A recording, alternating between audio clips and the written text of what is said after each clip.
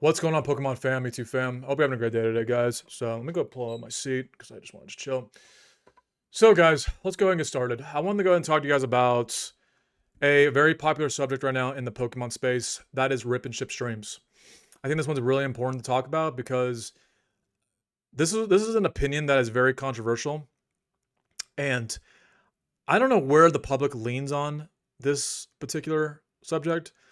But I want to go ahead and get you guys, my subscribers, I want to go ahead and get you guys' opinions. What do you guys think about rip and ship streams? Do you guys think it's a scam? Do you think most of it's a scam? Or do you just not care, right? That's fine if you don't care. If you're just tuning in for the video, that's completely fine. I appreciate the support. I'm going to go ahead and give you guys just my own 2 cents, my own perspective. And you guys are welcome to agree or disagree. That's completely fine. Let's go ahead and get started. So, do I think rip and ship streams are a scam? And the answer to that, the simple answer is going to be, I think most of the time, yes. Now, I just said most of the time because there's going to be a caveat to this. It's going to be really important to categorize two different things when it comes to rip and ships.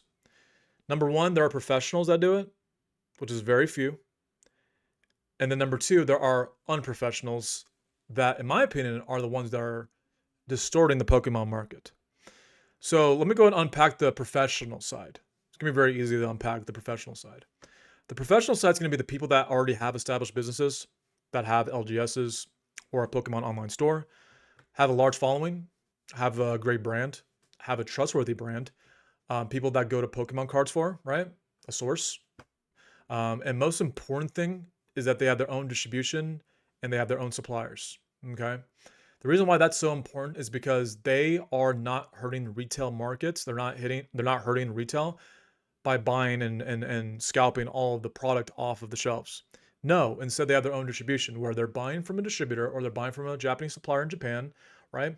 And they're simply buying it at a wholesale price, and then they're able to turn it back around and sell close to market price, right? So instead of hurting the market, they're actually helping the market, right? So this is going to be very few because not everyone has a Pokemon business, not everyone has a brand, and not everyone has the following. Okay, which is going to lead to the unprofessional side, which I think most of the time, if not all the time, are going to be the ones that are shilling scams. Okay, so the unprofessional side is going to be the people that are going to your WalMarts, your Costco's, your Best Buys, Targets, whatever the case may be, and they are just whatever product that they see on the shelves, they are just cleaning it out. They are cleaning it out. And next thing you know, they come back home with $2,000 worth of Pokemon product.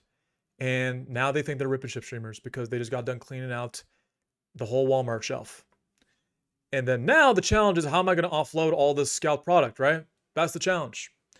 And that's the problem with the unprofessional. The unprofessional wants the free tendy. The unprofessional wants to do the littlest effort and have the biggest result, right? The biggest gain. And the problem with this is that they fail to realize that they need to establish a large following. They need to establish a brand. They need to establish credibility in the space in order to have a successful rip and ship stream, right? And not only that, the most important thing, in my opinion, this is an unpopular opinion, but they need to have distribution or a supplier. Because if they're going to continue to go and scalp the shelves at these retail stores, they are hurting the market. They are hurting the everyday collector. That's just my opinion. It's a very unpopular opinion, but I don't care what people think about my unpopular opinion. I really don't give a shit, right? You're hurting the collector. And 90% of the Pokemon 90% of the Pokemon customers are collectors. They want to buy a couple ETBs, open up packs, complete their master sets. That's all they want to do, man. Or grade their cards. That's the average collector. That's what the average collector wants to do. And unfortunately, the average collector cannot get a hold of any product, right? Because they're competing against the scalpers who are going to these stores and just cleaning the shelves, right?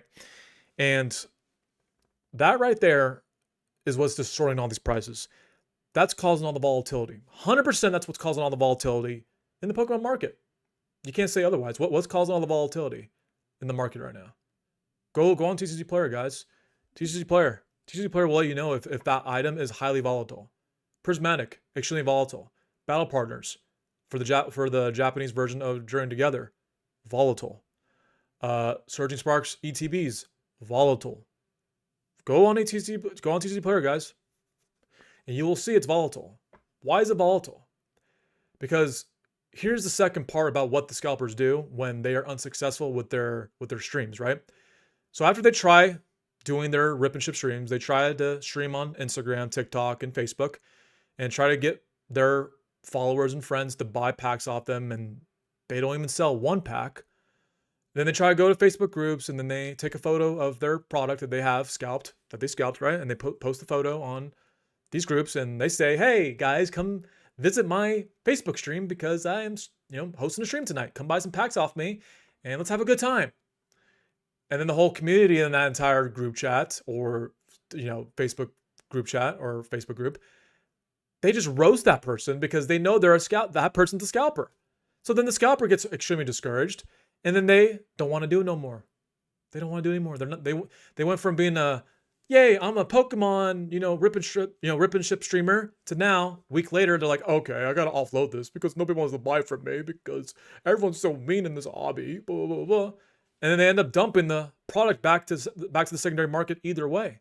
They dump it back at 70% market price or 65% market price because they got to offload it because they need the money, they need the cash. They have their cash tied up in that little shipment that they did at Walmart, right? So that being said, that distorts the entire market because it's getting dumped. And what does that do? Causes volatility. You can't reprice anything because it's volatile as hell, right? So that's the problem right now with the Pokemon. That's literally the main problem with Pokemon right now. Okay.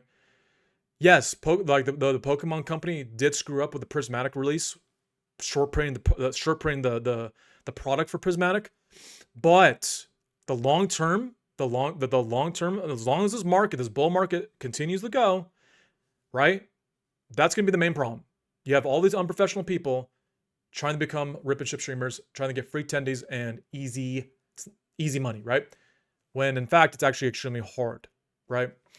So just to conclude this video, that's just my opinion, guys. What do you guys think?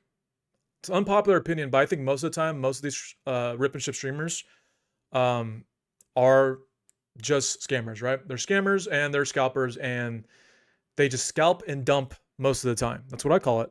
So pump and dump, they scalp and dump.